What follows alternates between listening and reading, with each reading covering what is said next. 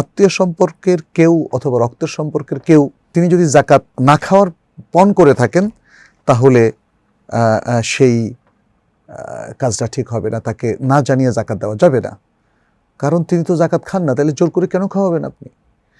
তবে যে আত্মীয় অথবা যে মুসলিম তিনি যাকাত খেতে আপত্তি করেন না, তিনি সব ধরনের সাদাকা যাকাত এগুলো গ্রহণ করেন বলে জানা যায়, তাকে আপনি না বলেও যাকাত দিতে পারবেন, কারণ তার কাছে তো বাজ বিচার নাই, তিনি নিজেও মোস্তাহেক আর আপনিও জানেন। তাকে বললে হয়তো সে ভাববে যে আমাকে যাকাতের টাকা বলে ছোট করছেন, মানে এই ধরনের একটা ভাব অনেকের মধ্যে চলে আসে। ফলে আপনি তাকে প্রকাশ্যে উল্লেখ না করেও যাকাত দিতে পারেন যদি জানেন যে তিনি সেটা অ্যাকসেপ্ট করেন। আচ্ছা, পুরো একজনকে আপনার যাকাত দিতে অসুবিধা নেই, আপনার যাকাত তো হতে পারে 2000, 2500 টাকাও, 10,000 টাকা।